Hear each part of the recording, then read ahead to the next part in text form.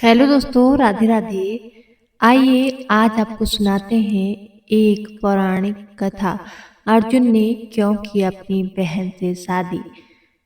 हिंदू धर्म में भाई बहन का रिश्ता बहुत पवित्र माना जाता है और इनकी आपस में शादी नहीं होती।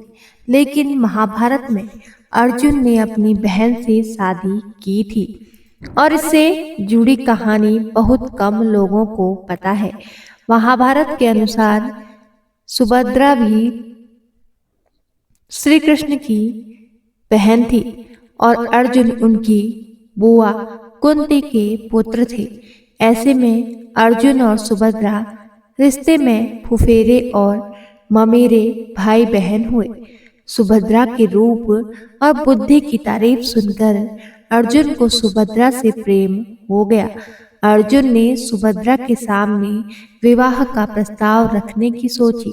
तब भगवान श्री कृष्ण ने अर्जुन को बताया कि सुभद्रा वासुदेव और रोहिणी की संतान है, इसलिए वह उसकी सगी बहन नहीं है। द्रौपदी से ज्यादा सुभद्रा से क्यों प्यार करते थे अर्जुन।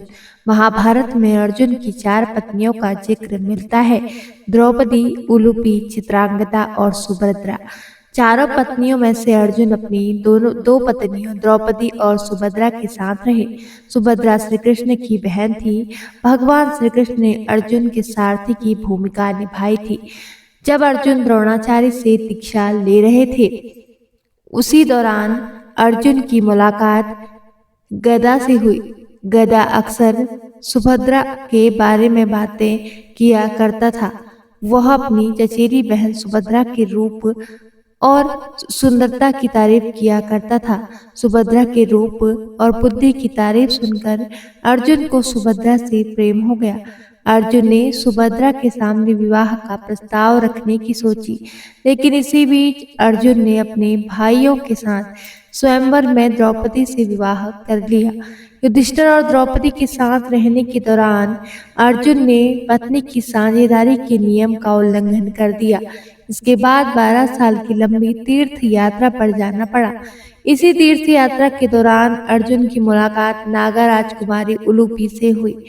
नाग राजकुमारी ने अर्जुन को धमकी दी कि अगर वह उससे विवाह नहीं करते हैं तो वह कभी उसे अपने पास से जाने नहीं देगी।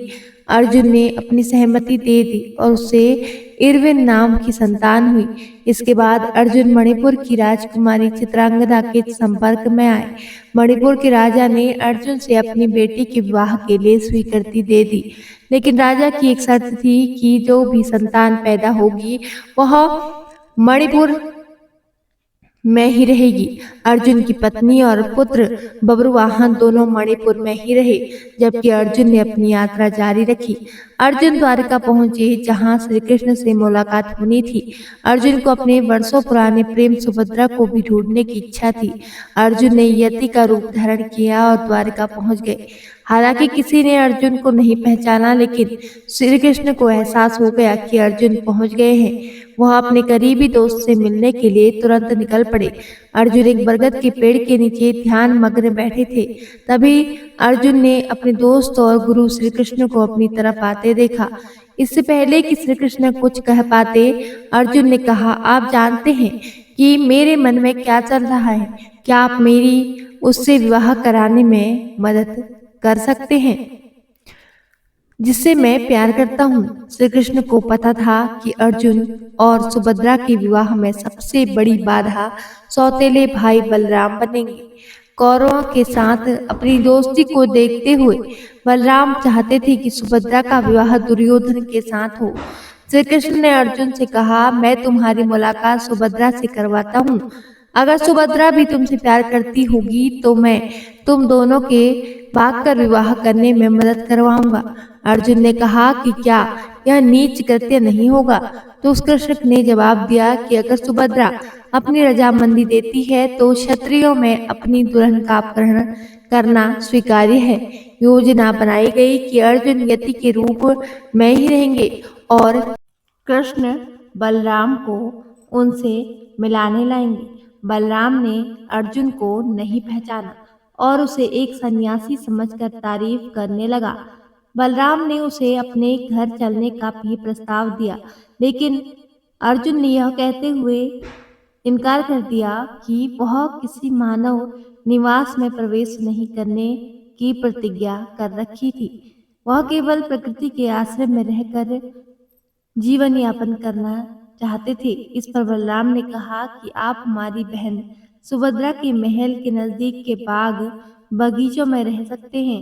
इस पर अर्जुन ने तुरंत हामी भर दी और सुभद्रा के बगीचे में एक पेड़ के नीचे अर्जुन रहने पहुंच गए। सुभद्रा ने पांडवों की बहादुरी के बारे में कई कहानियां सुन रखी थी। उसने अर्जुन की धनुर्विद्या की चर्चा भी सुनी थी। वह अर्जुन से मिलने के लिए बेताब थी। जब सुभद्रा को पता चला कि एक साधु उसकी बगिया में आया है, तो वह उनसे मिलने पहुंच गई। सुभद्रा ने सबसे पहले पांडवों के साम्राज्य इंद्रप्रस्थ के बारे में पूछा। इसके बाद अर्जुन के बारे में सीधे पूछा। सुभद्रा ने साधु से कहा कि मैंने सुना है कि अर्जुन बहुत वीर और गुणवान है। क्या आप मुझे उनके बारे में बताएंगे? अर्जुन अपनी तारीफ सुनकर थोड़ा शर्मा गए, लेकिन फिर उन्होंने सारे युद्धों और उसमें पांडवों की जीत के बारे में सुभद्रा को बताया। एक दिन सुभद्रा ने साधु से पूछा कि क्या आप मेरा मन पढ़ सकते हैं? क्या आप बता सकते हैं कि क्या मुझे अर्जुन से प्यार हो गया है? क्या मुझे उनका प्यार मिल पाएगा? अर्जुन वर्षों से ये शब्द सुनना चाहते थे। अर्जुन ने तुरंत अपनी पहचान सुभद्रा को बता दी। इस बीच श्री कृष्ण पहुंच गए। यह देखकर खुश तो हो गए, लेकिन उन्होंने फिर से याद दिलाया कि वे दोनों केवल भागकर ही शादी कर सकते हैं। कृष्ण ने कहा, मैं तुम्हें अपना रथ दे दूंगा। सुभद्रा रोज रुद्र मंदिर में दर्शन करने जाती है। वहीं से तुम इसे अपने साथ इंद्रप्रस्थ लेते जाना। सब कुछ योजना के मुताबिक हो रहा था, लेकिन सुभद्रा के साथ कुछ अंगरक्षकों ने अर्जुन को पहचान लिया और सबको आगाह कर दिया।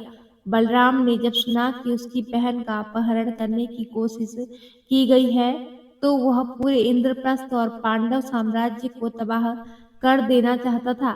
तब श्री कृष्ण ने बलराम को बताया कि इसमें कुछ भी क्षत्रिय धर्म के खिलाफ नहीं है।